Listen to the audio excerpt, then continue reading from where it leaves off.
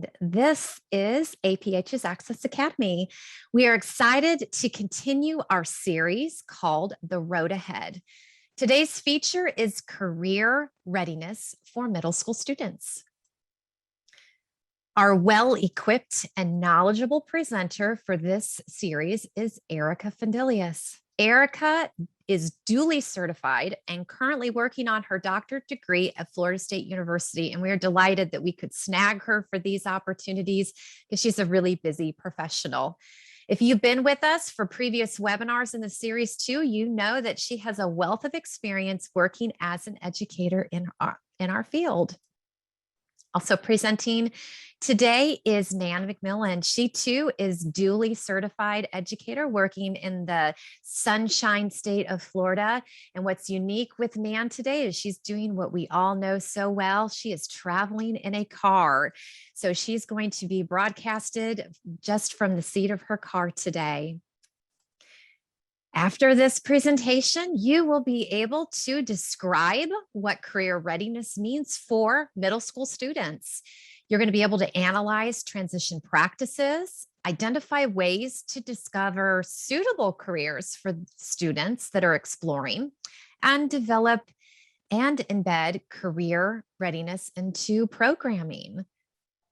So without further ado, I'm going to hand things over the road ahead career readiness for middle school to you, Erika.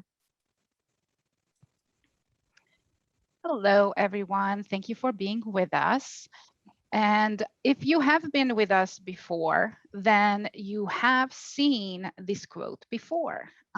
I chose to repeat it every time as to center our presentation in what is important and to acknowledge all the amazing work that Dr. Wolf has brought to us in career and transition planning.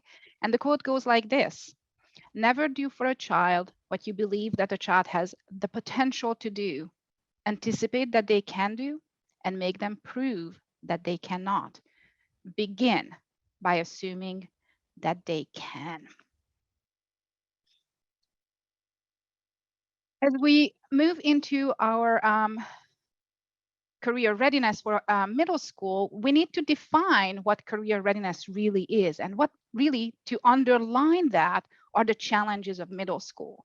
Middle school brings about this very stressful time for all children and parents. It doesn't matter if they are typical or have special needs. Hormones are raging, they are kicking in. That produces a shift in physical and psychosocial growth. The structure of the functional brain is changing, and the introduction of these raging hormones, children who appeared to be well adjusted in the elementary school years suddenly are no longer well adjusted. They start having potentially with social issues as well as with their academics. This is a really important time when meaningful support from adults becomes essential as they transition from the earlier childhood into this preteen young adulthood era.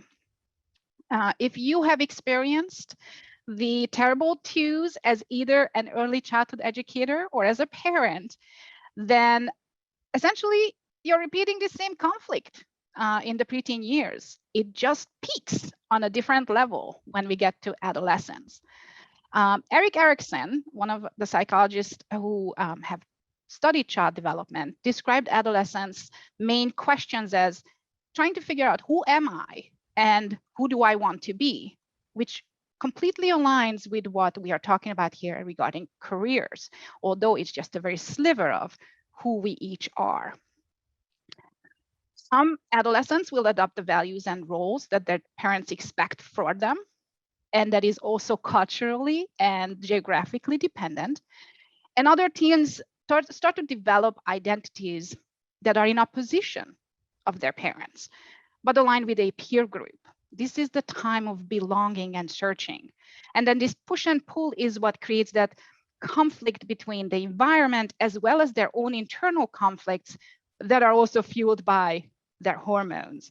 So it's a very interesting time, and often, as we were preparing, Nan and I discussed this, that middle school is often neglected, although it's an essential part of development And it's the time when our students want the help, but they just don't know how to ask for it. So some of the questions that we need, suggest all of us to explore at this time is to how we experience this time in our lives, and what is our experience as either students, if we're closer to that age, or as parents, or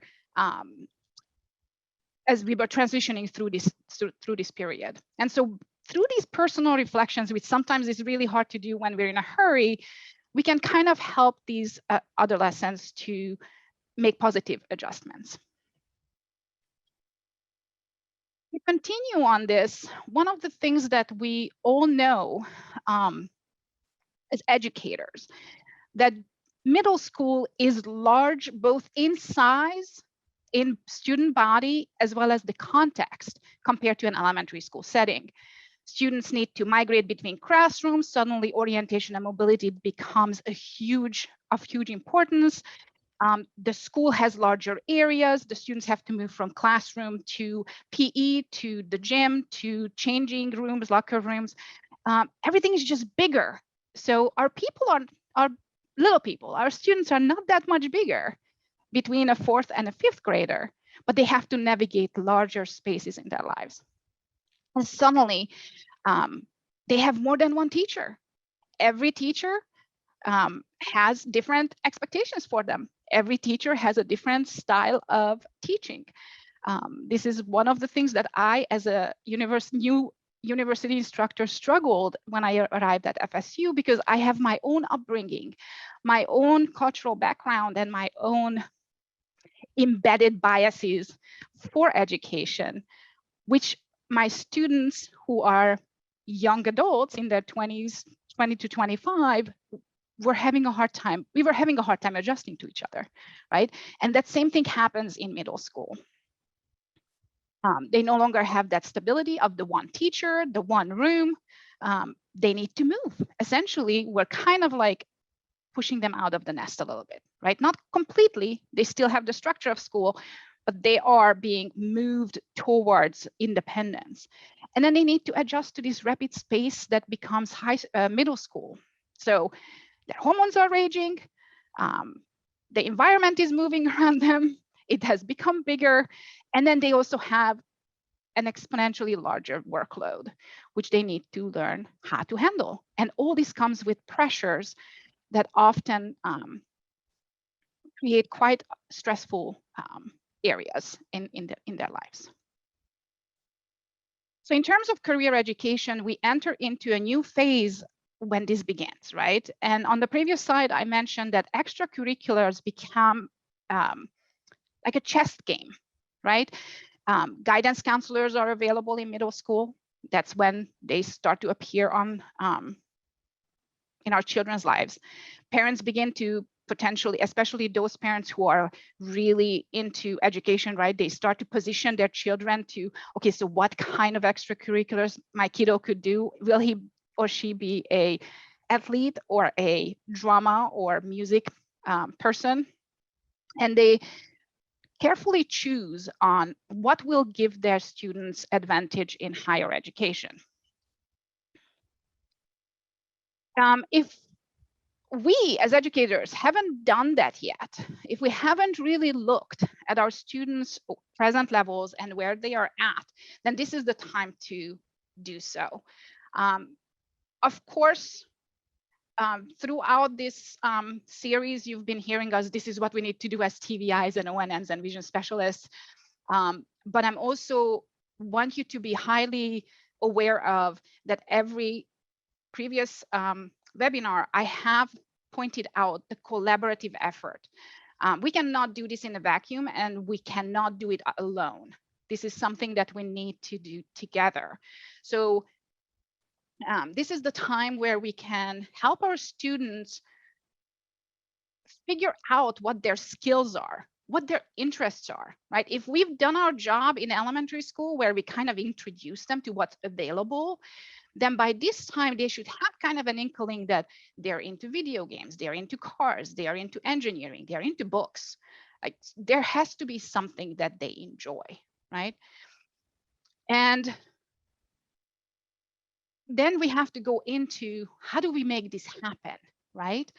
So the students, once they know what they're kind of good at, they need to figure out where do they want to go with that and how are they going to get there. As I was thinking about this process, it reminded me of my moving with my husband from California to Florida 2 years ago. And we just decided that we're going to take a month and travel, but we didn't set firm plans. We just kind of had an idea of what we want to see. We want to go to Washington, Mount St. Helens. We want to do Yellowstone. We want to do the Black Hills in South Dakota.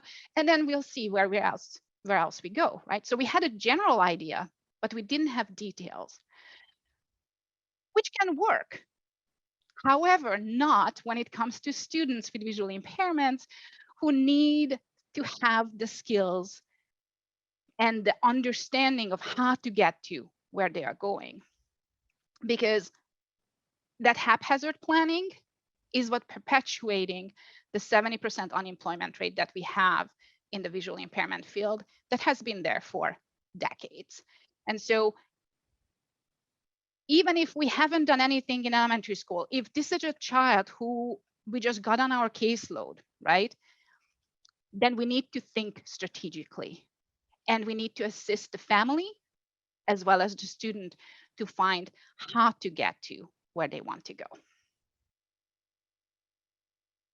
Some of you know me, some of you have heard me say this. I attended a ton of webinars during this pandemic year. I literally got my comms recertification units in a year because I just attended so many different webinars.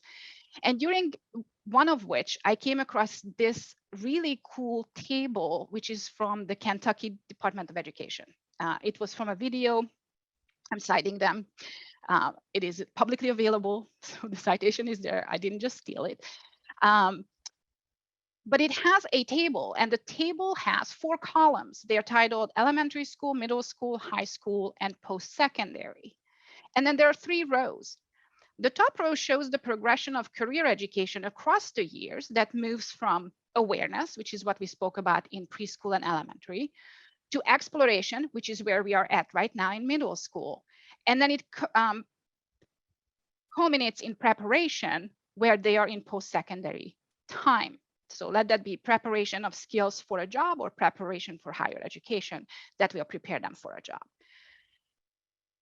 In middle school, because that's why we are here today, what's really important is that because of the awareness that we were able to give them as a foundation, they will be exploring by transition standards and career education that curriculum that is available in schools, the 16 career clusters. That's what they're called. So there are 16 of them, and they are aligned with interests and abilities and skills that the students have.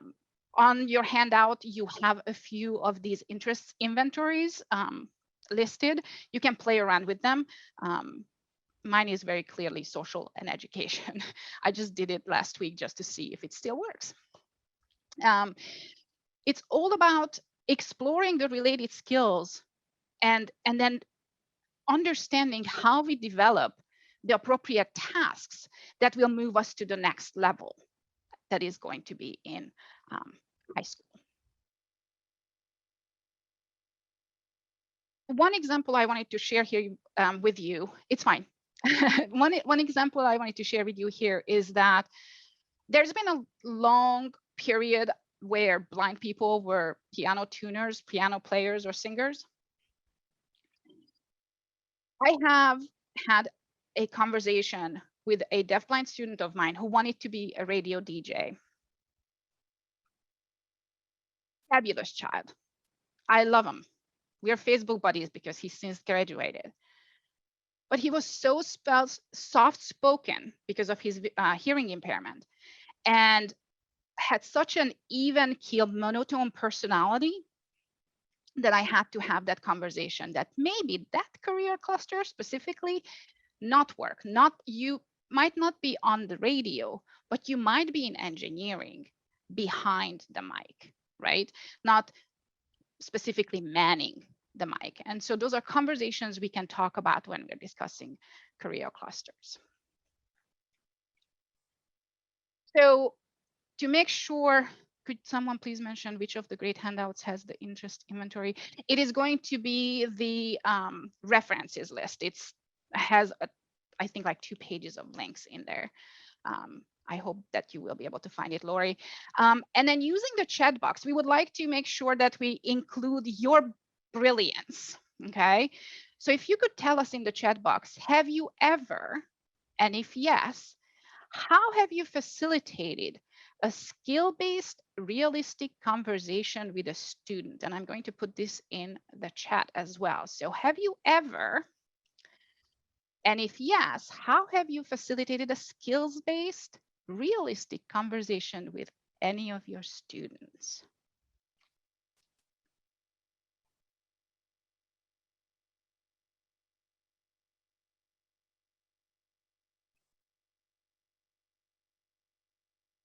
So what I mean by facilitating skill-based realistic conversation is really to make them see what are they good at.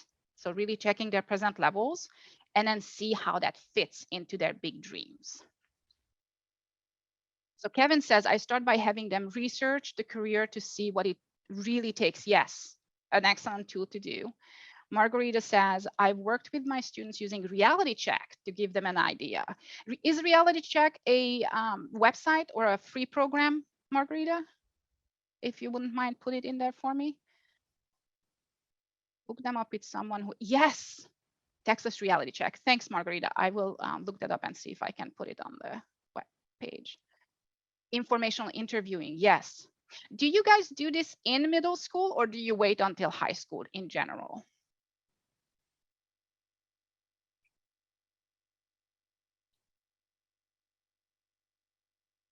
High school by state requirement. And this is exactly what I was thinking that with high school. So here it is. We are in actually speaking about middle school, right? And before high school, summer before high school, new high school case. Oh, very cool, Sally. So a student wanted to be a rental agent and found out what the state test was for it and then looked up the course exams. That's an excellent way to prepare specifically for something that they wanted to do. Yes. Oh, professional baseball player. Playing baseball on a team. Yes. Fantastic. Yes, absolutely. Because if we can start them to explore those areas that they are interested in, then they will realize, we hope that our students are smart enough to realize what they can and cannot do once they actually try them out. Oh, Margarita, thank you so much. We will, fantastic. So Margarita put in the reality check website for those of you who are interested, and I will save it as well. Thank you. Yes, those are exactly the things that we generally think of, but not until high school. So if you have a middle school student who did not have enough preparation in preschool and elementary school, which we have spoken in the previous webinars on, then this is your chance to kind of start plugging those holes. So we are going to be talking about these competencies that Dr. Wolf mentions in her book, which is what this webinar series largely based on. So, and the Foundations of Education, chapter 24. One is meeting increased demands for organizing time. The conversation around organization, we began at birth, essentially. We ask children to pick up after themselves by age 2, right? We have certain areas how we organize things. And we place a lot of emphasis on organization because we know organization works. But in middle school, with all these pressures that are suddenly have grown exponentially, it becomes really hard to keep organized, right? And sometimes we start teaching organization of school materials and time and schedules in middle school. So on top of everything else that's going on in their bodies, in their lives, in their environment, now they suddenly have to learn how to manage their external lives as well. Time, homework, additional homework, potential extracurricular activities, therapies, O&M instruction after school, everything has to fit in. and they somehow, and then we wonder why they are stressed, right? But what we need to do is these management skills will have to grow with them, right? So we have to concentrate on. So meeting on top of managing schedules, we have increased responsibilities both at home and at school. Suddenly parents somehow out of the blue realize that they have preteens who should help out at home.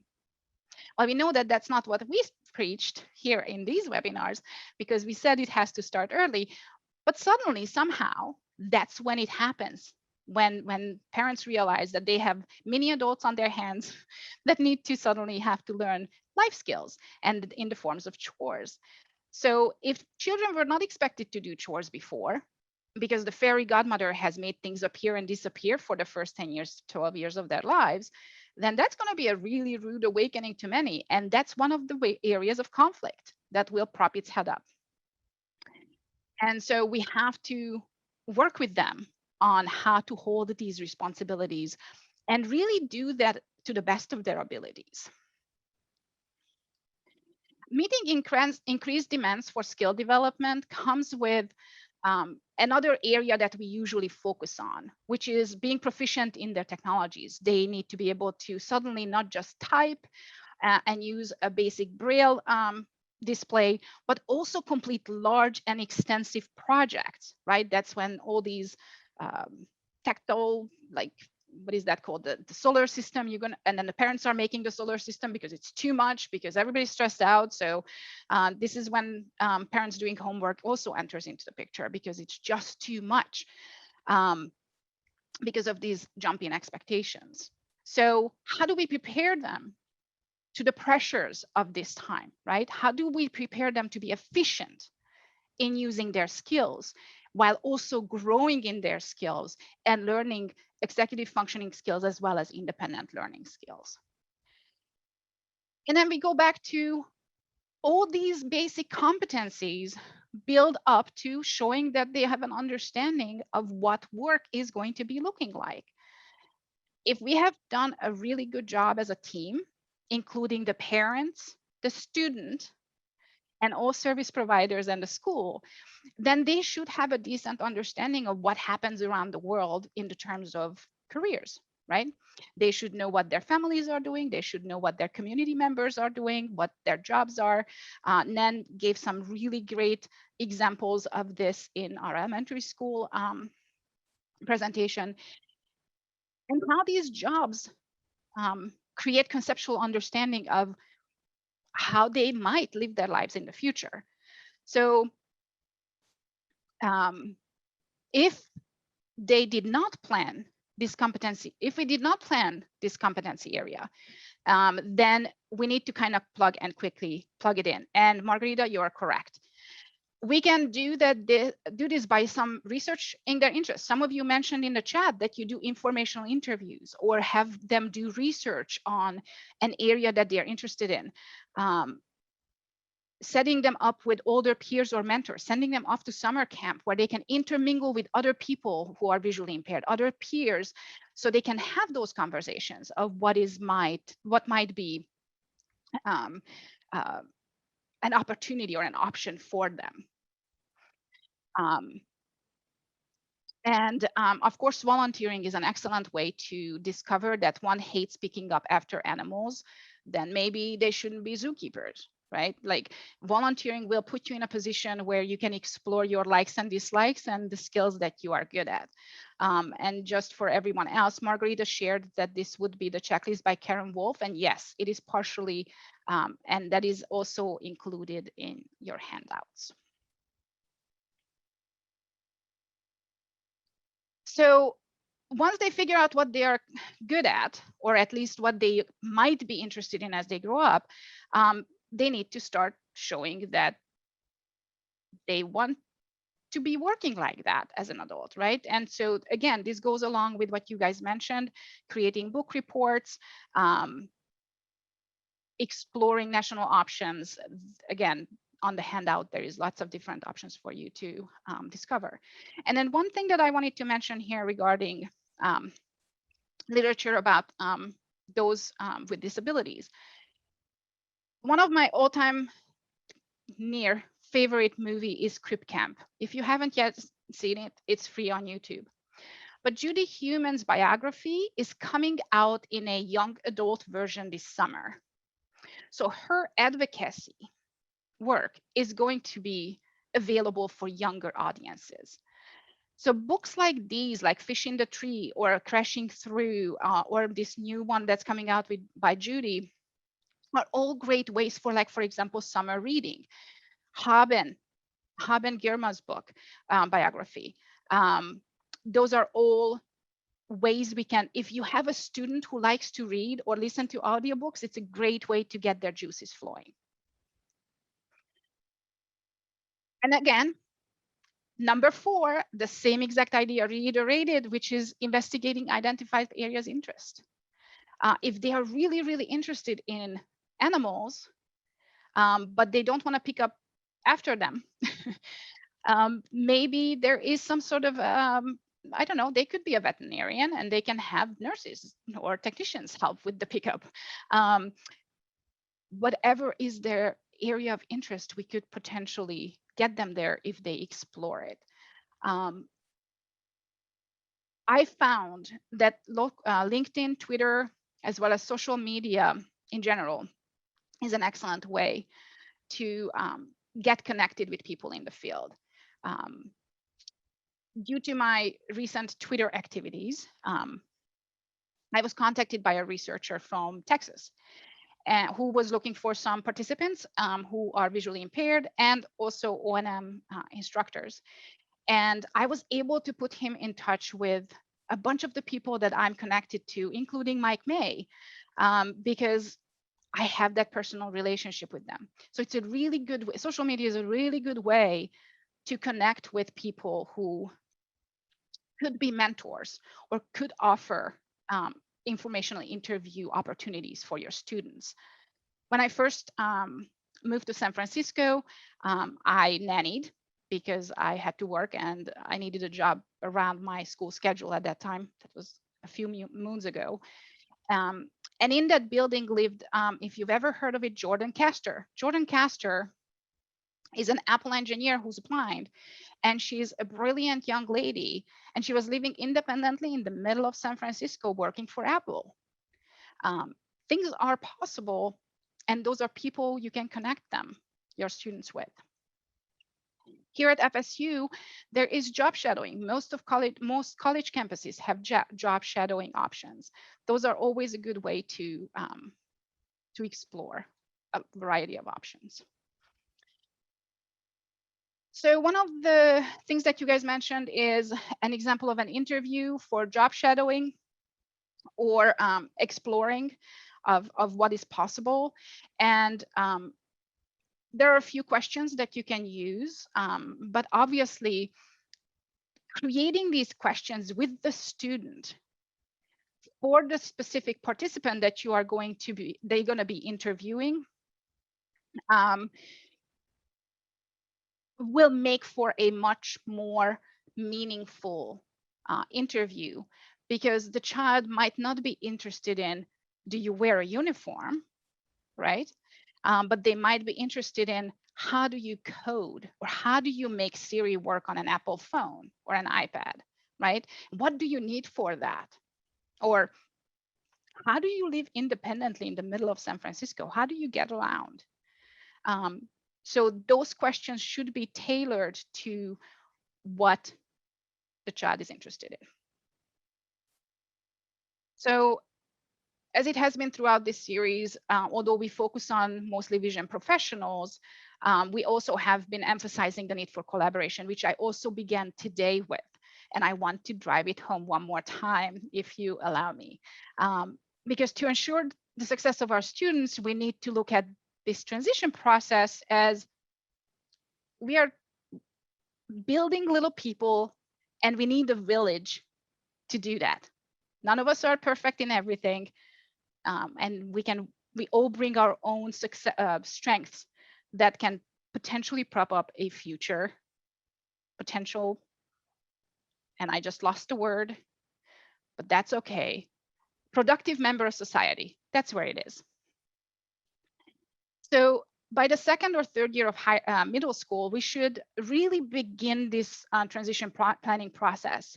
Some of you mentioned that you start these interviews and interests when it comes to high school. However, when we're speaking about students with visual impairments, potentially with additional challenges, let's say that's just a learning disability, we should start earlier. Nothing says that we cannot start earlier. And it doesn't have to be even on the books. It can just be intentionally on IEP planning. So on this image, we have a bunch of cogwheels connected as they would be in like a very nicely well-oiled machine. For this machine to work, we need to establish realistic timelines that is individualized to the student's needs and skills and present levels, which hopefully are changing every single year, right? We need to establish a network of supports for them. Will the students be continuing their education and then requiring them to know what college disability support services they're going to have and how are they going to self-advocate for that? Or are they going to be needing to live in an independent living center where they also need to know how to utilize the supports available for them? It doesn't matter if they're going into an education, post-secondary education, or if they're going into a vocational track, we need to set them up for success. And that starts early. By the way, I just watched recently Bottom Dollars. I don't know if you ever heard of it. I am going to put the first link to the first video in the chat. Bottom Dollars by Rooted Rights is a few about 10 plus mini short case studies on YouTube. And it's all about career after post-school, potential careers. But it's really from a viewpoint of the exploitation of people with disabilities. And I think really something that most people should watch.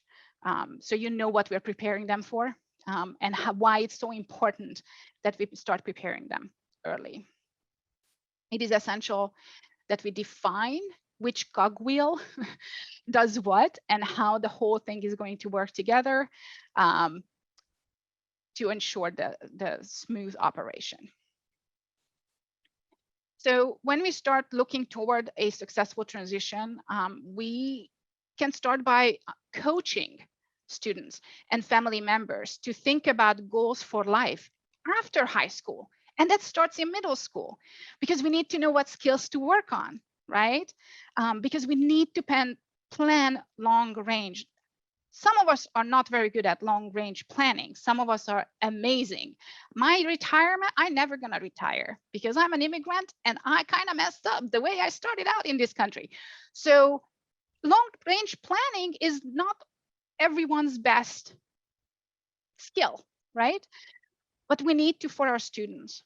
And we can assist that by designing high school educational plans that begin in middle school, because we're setting them up with those skills that they are going to be taking with them and developing those competencies as they get to education.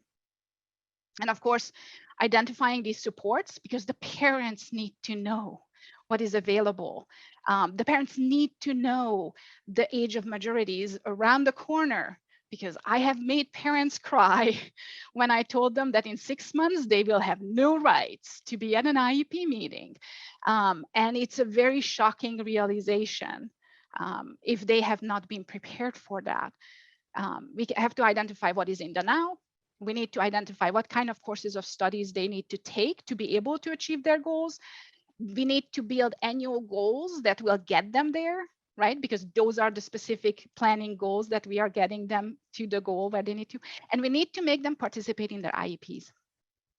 If they can participate in their IEPs, then they will be able to self-advocate when they get to college.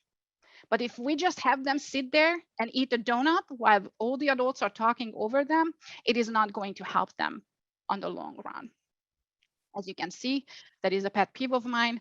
I have had children leave their IEPs, even if I had to drag them there. Don't say anyone, not by their hair, but I had to bribe students to be able to do their IEPs themselves when they turn 17.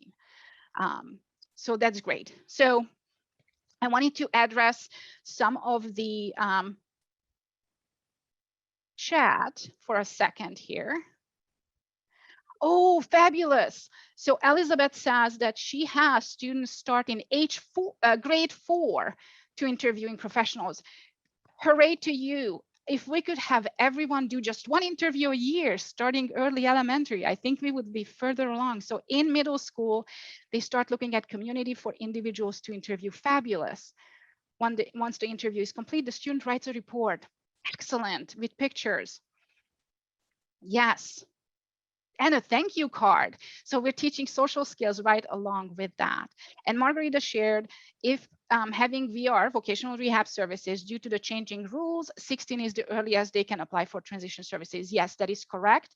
And they will not get any of their technology until they actually left high school, because that was a thing that I was really mad about, because we should be able to train our students before they actually get that technology. But that's another day, another thing to work on. And then Kevin shares that it is 14 years old in Missouri and Texas.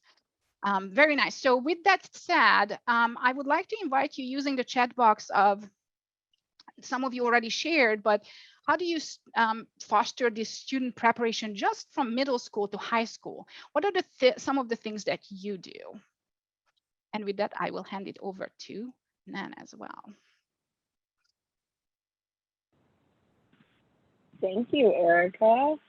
So while y'all are putting down in the chat, I'm just gonna kind of give you a brief overview of what we're gonna talk about now. It's that I'm gonna go over some ways that I, as an active TBI and O&M, accomplish some of these competencies that Erika is going to talk about. And the first one is identifying suitable careers, and how we might do that is this is the time for exploration. So I love to let my students dive right into it without really putting a big barrier on it. Like we might in high school really try to shape and make that understanding the best to their abilities where they might want to go. So a lot of times my students will research a career, and they'll identify like different accommodations they need, the skills they're going to need, what kind of schooling or apprenticeship, where like are they going to go to a tech school or a university.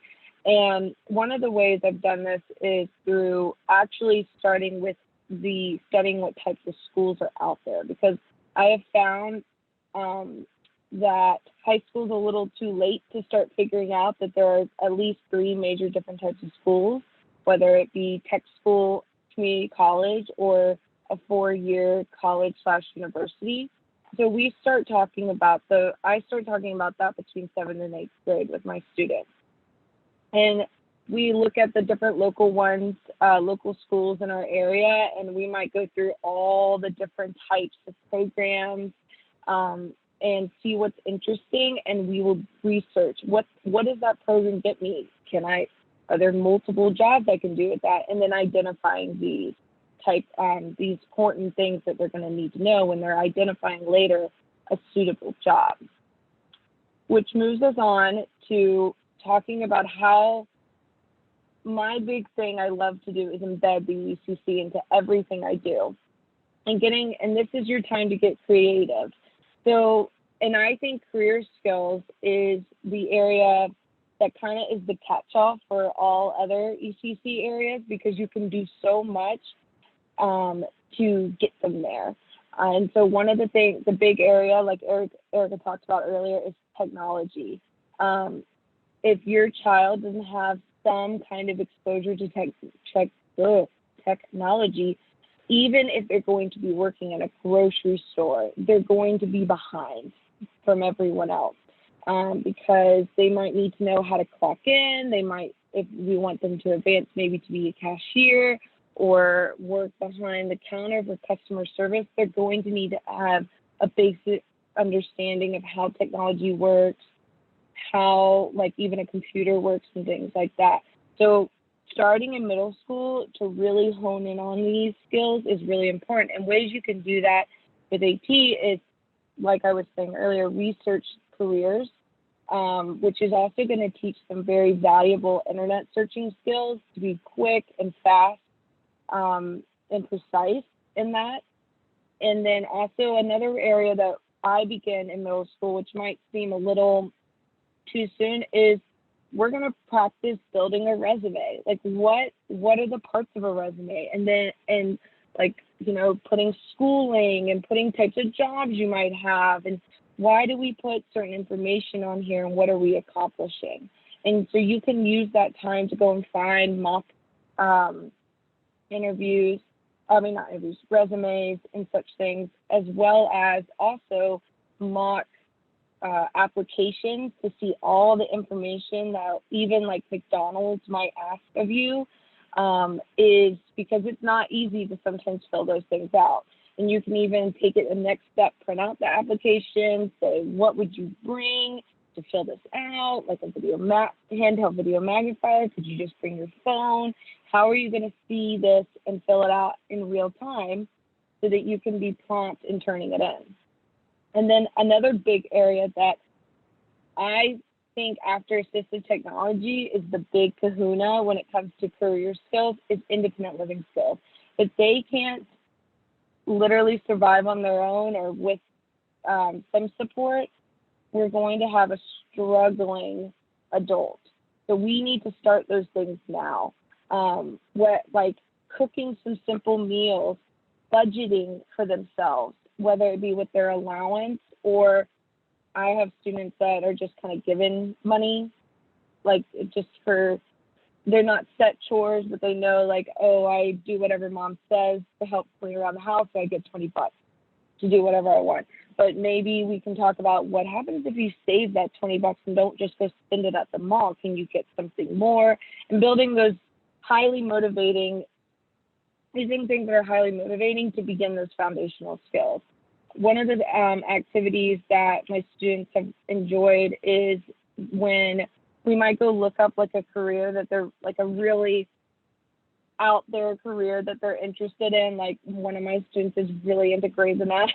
So we looked at what it might be to be a neurosurgeon and what they might make.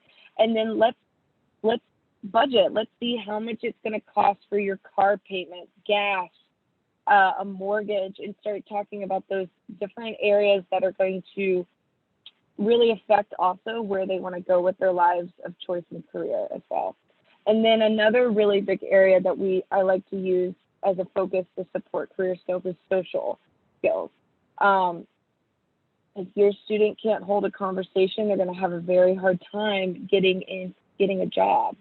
And that can be really seen in the interview process. So I will start having them practice talking about what their strengths are, what are their weaknesses, and if they have a weakness, is that something we can be working on? Like, for example, my middle schooler is awful at an organization. I mean, we stuff papers everywhere. It's a mess, but she's aware of it, and she is trying to set her own organization system. It's something that does motivate her to an extent because she knows that's where she needs to improve on it. So having them do those self-identifiers, which is something we're always asked in an interview process, those are really good types of scenarios that you can give your student in the beginning. Or just being able to tell about themselves as well, like what's their name, where they come from, why they're interested, and things like that. Which moves me right along to our next area, which is how do we get our students to find careers that they're passionate about? And again, it starts in middle school. Middle school is a time of discovery, and so why not tap into that before they get to high school and they have all these pressures to find a career, find where you're going to do. This is the time to let them just dive. One of the fun things I think I think it's useful, but it's also kind of fun for the students, is to do a personality quiz, like these Myers-Briggs quizzes, because it kind of gets their brain rolling on like, oh yeah, that is me. I do like to do that. That is something I might do. I now understand myself a little more. So one of the ones that I use is 16 personalities. And a lot, you will probably want to like go over it with your student, maybe reword the questions, but this particular site, it's free, gives them like a blurb about what their type of personality type might look like in the workforce. What about social skills? What about family dynamics and how that might, and you can talk, that gives you so many avenues to talk about how that might affect their future, especially when exploring other careers. Another one that's really cool is Career Cruisers. It's a free curriculum from the Florida Department of Education. You can literally just go Google it and download their PDFs. They have a teacher guide and a teacher one, and a student one.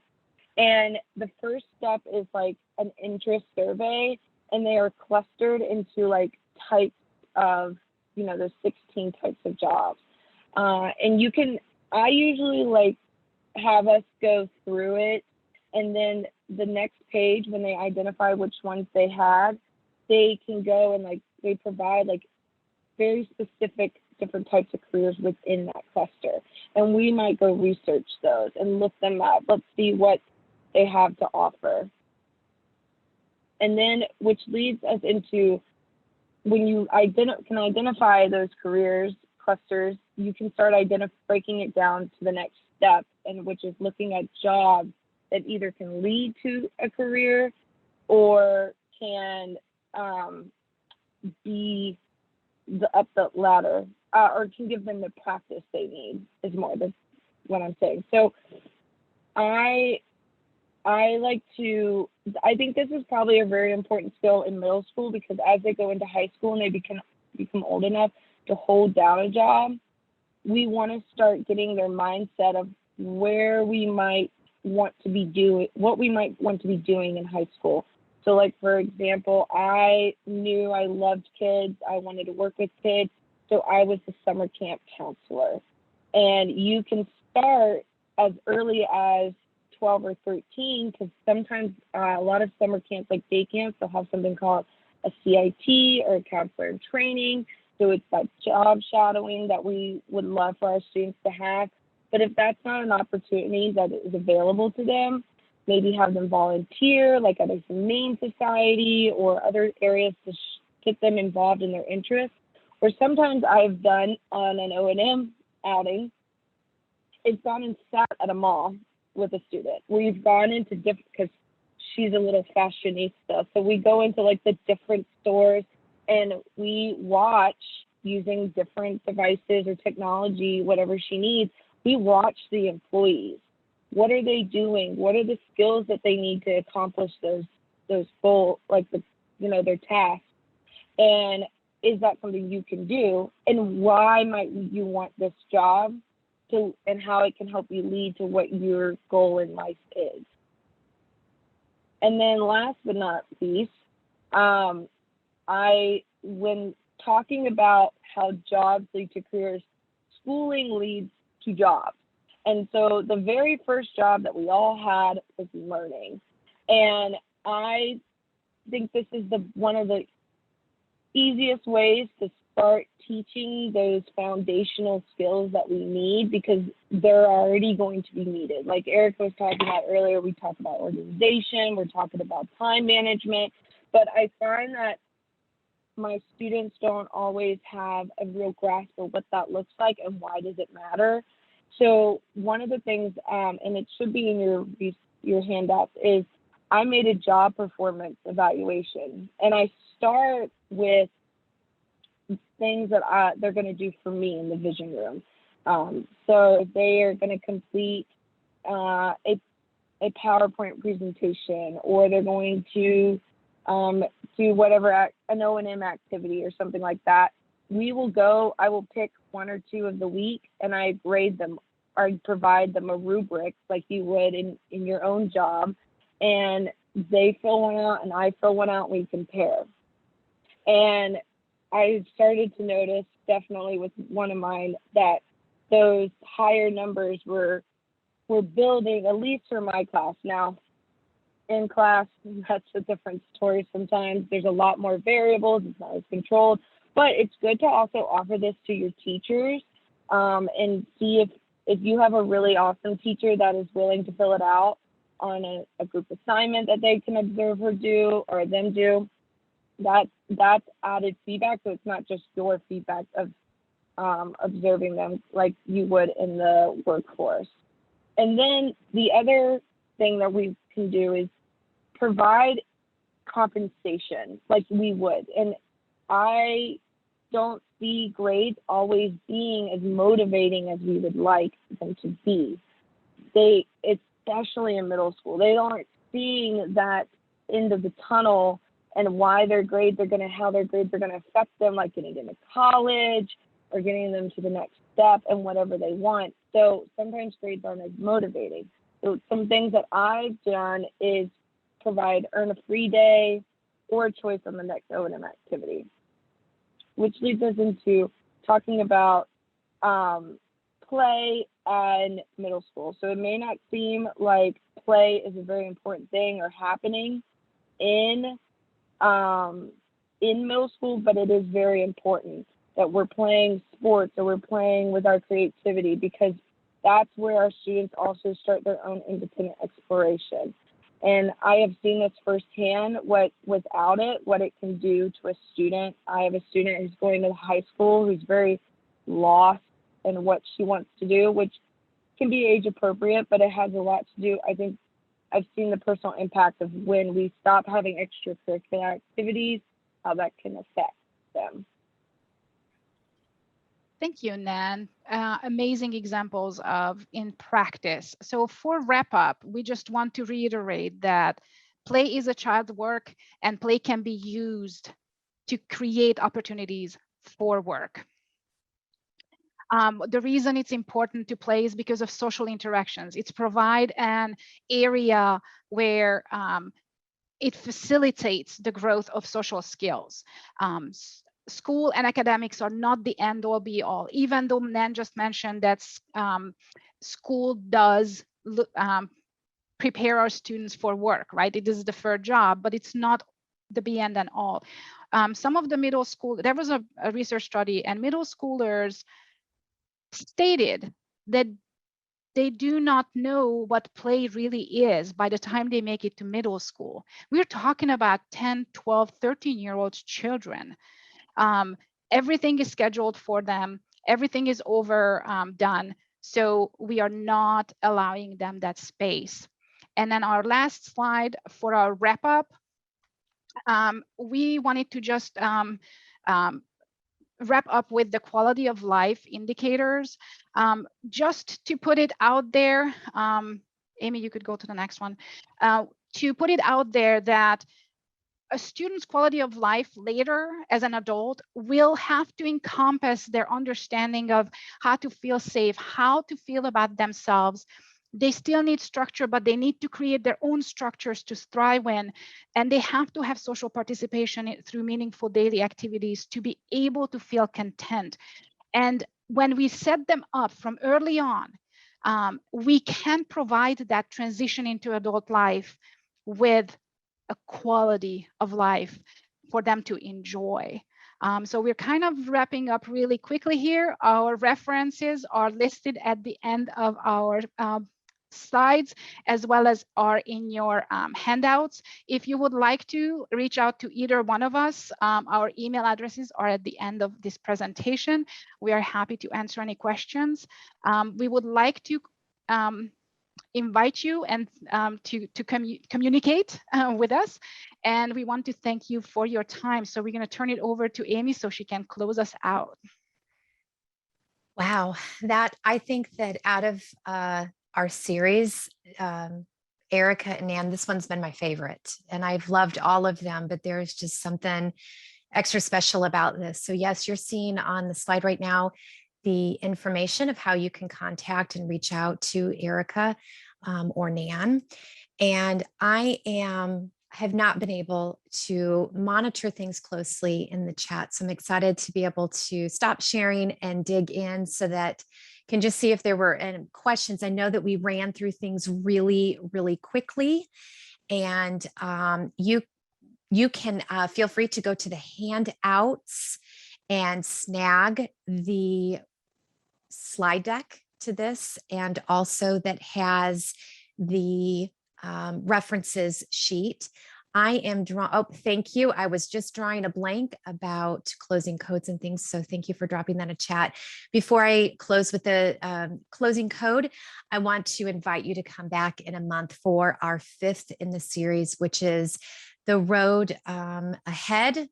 And it's about career readiness for students with multiple impairments. I know that it's going to be, if not even more spectacular than this one. It will be just great because we don't often think about career readiness for that group of students. So excited to welcome you back.